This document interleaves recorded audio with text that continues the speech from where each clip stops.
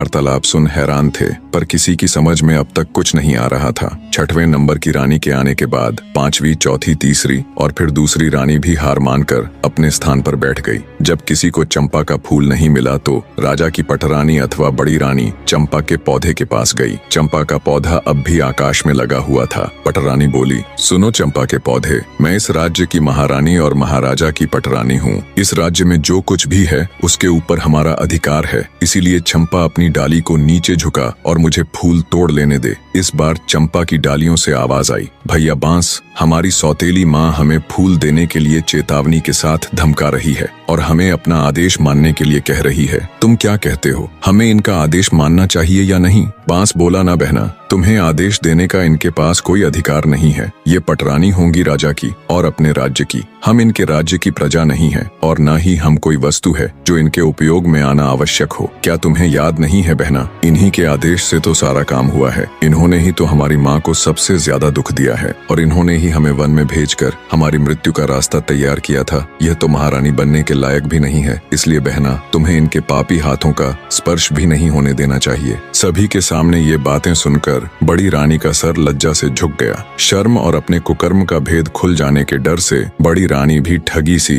चुपचाप अपनी जगह आकर बैठ गई। सारा माजरा देख राजा जयसिंह अब की बार खुद जाने के लिए खड़े होते हैं।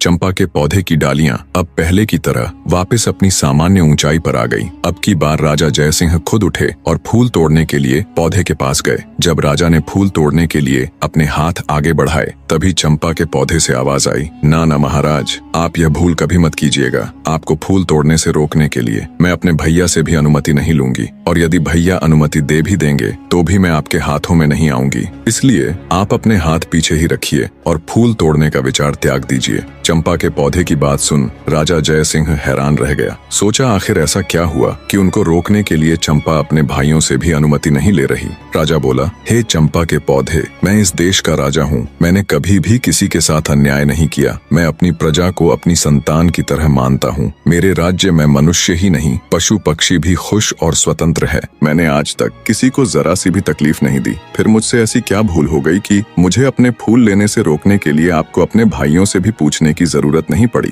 तब चंपा के पौधे से आवाज आई, हे राजा महाराज, इसमें कोई शक नहीं कि आपने आज तक किसी भी जीव जंतु को कोई तकलीफ नहीं दी, परंतु महाराज आप में एक सबसे बड़ी कमी है कि आप कान के कच्चे हैं। जो कोई भी आपसे जैसा भी कहता है आप बिना सच्चाई जाने वैसा ही मान लेते हैं। खुद से कभी भी सच्चाई जानने की कोशिश नहीं करते। आपने प्रजा को तो संतान मान लिया, लेकिन क्या कभी आपने अपनी संतान की खोज खबर